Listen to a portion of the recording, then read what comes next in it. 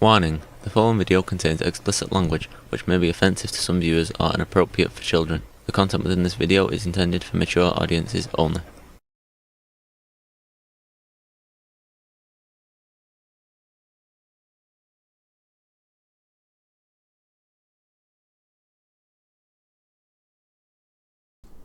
Hello and welcome back.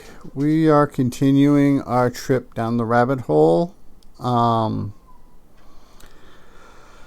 Hope everyone's enjoying it. I hope life is being good to everybody. This is getting good. Like all good novels, it has its ups and its downs and its lefts and its rights, and its exciting parts and its boring parts. But I think we're starting into some of the more exciting parts. This particular chapter in the last video, I said this particular chapter you may want to break out the Kleenex.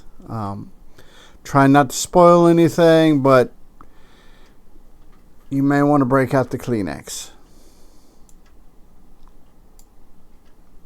Baron Corduroy was tall and thin, with angular cheekbones he once referred to as his shoulders of the face. Yeah, I can see that. His eyes had a perpetual sleepy look, which belied a fierce intelligence and sharp wit. He came from the world of high finance, but these days made a living as a freelancer in tech. He spent most of his time working on mobile apps for startups and college kids. Yeah. I imagine, somebody like that, especially if you have a large college area or entrepreneurial area or something like that. I could see like around, at least here in Texas, like around UT Austin, A&M University and Bryan College Station. Those are the two big universities here in Texas. I can see also your smaller, not prominent, your universities that aren't as big as UT or A&M, but have a little bit of clout within the state, like Sam Houston State, stuff like that. But, I can imagine if you have the skills for it, it could be rather lucrative. But Baron could pretty much code anything. I think he actually did some contract work for the NSA at some point. Before he changed careers and went freelance, Baron worked as a broker at a large firm in downtown Seattle. One of the keys to rabbits is an ability to recognize complex patterns, connections, and coincidences. If you were really good at that type of thing, you had a lot of solid employment options. But like I'd discussed... Yeah, like I said, I imagine like doing stuff for people, little apps. In fact, there used to be a guy, I think he's went on to bigger and better things in the tech world. Used to hang out with, that kind of did stuff like that. The cat's behind the curtain playing, so we may get toppled. But yeah, I imagine having that particular skill set's a good thing. Discovered while still in high school, none of those options was as immediately exciting and financially rewarding as the stock market.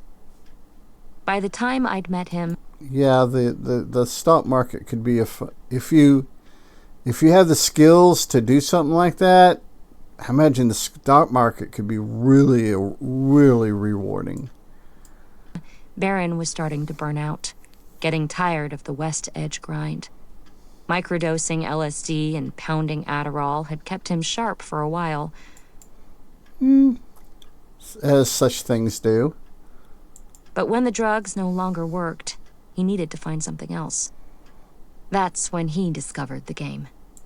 That's when you, in our universe, you would take a sabbatical or retire or become an artist in Portland.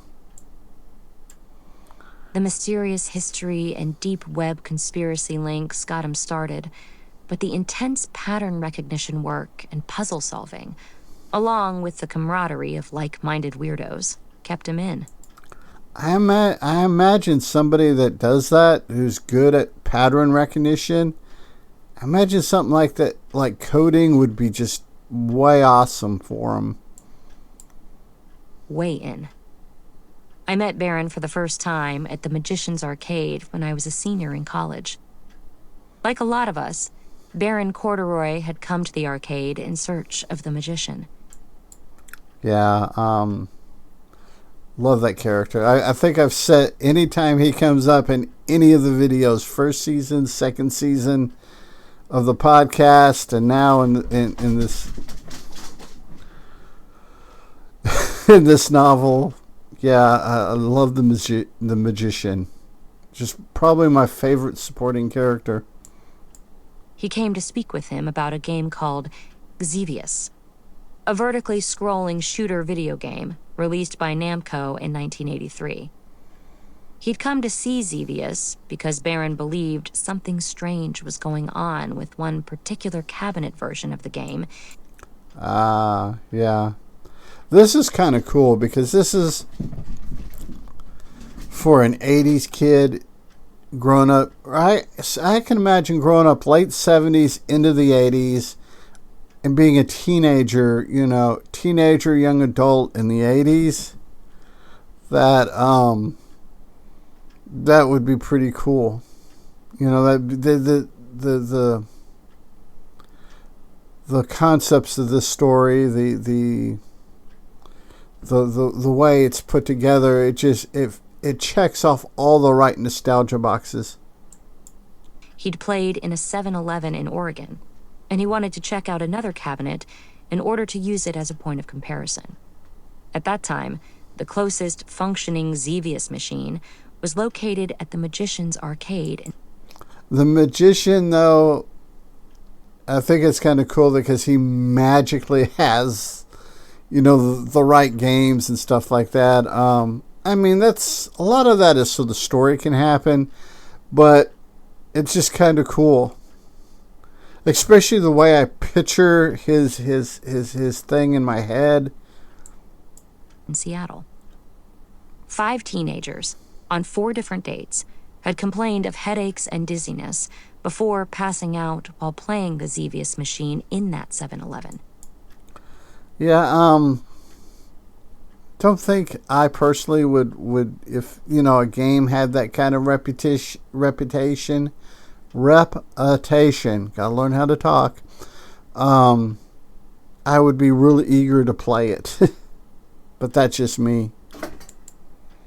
Baron was on the trail, trying to solve that mystery. He'd interviewed the teenagers who'd passed out, and they all told him the same thing. Just before they lost consciousness, they saw something.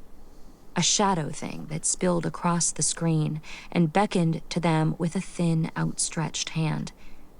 They'd all described removing their hands from the controls, hearing a high-pitched ringing, combined with an impossibly low rumble.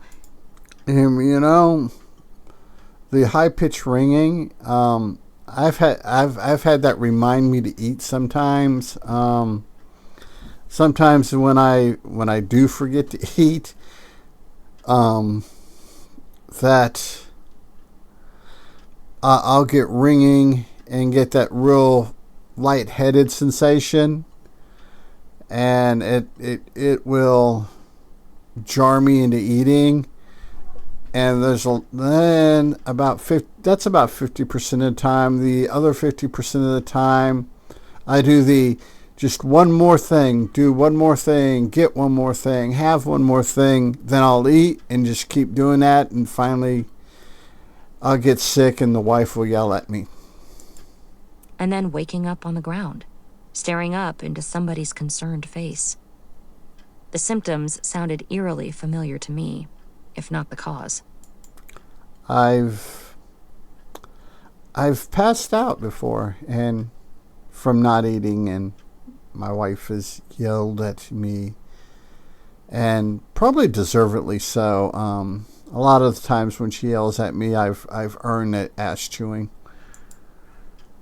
The owner of the game in Oregon claimed that his machine had been functioning perfectly fine, and if the magician's Xevious machine was different, well then, the magician had somehow messed with it himself.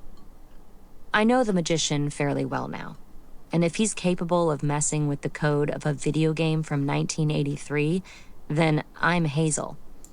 Actually, you're not Hazel, and yes, he can. And, spoiler alert, I'm definitely not Hazel. Baron didn't find any difference between the magician. Well, see that goes back to the storytelling. For this novel, for this story, you don't have to know who Hazel is. You don't have to have any connection to Hazel.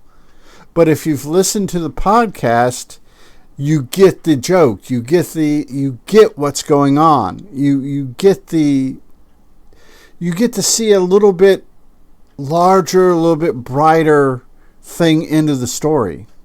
That's why I always recommend going, especially this particular one, to do the podcast. Xevious machine and that machine in Oregon. But while he was playing it, he did find something. He found a kindred spirit. He found me. That's cool. This is, we're getting suspiciously close to the Kleenex time, I believe. Baron poured the last of my Count Chocula cereal over a small scoop of freezer-burned vanilla frozen yogurt that I'd had in my fridge for at least a year. Actually, vanilla yogurt and a fruity cereal like Count Chocula or Cocoa Puffs, those aren't fruity, those are chocolate. But a flavored cereal, Lucky Charms works real well, Fruit Loops, any of those type cereals like that, mixed into, especially Greek yogurt. I like it with Greek yogurt. And I'm going to tell you, I would have never thought about it. The very first time I read this novel, I'm like, I have to try that. And it is actually pretty good. But then again, I do have some weird tastes. Do you have any chocolate chips? He asked.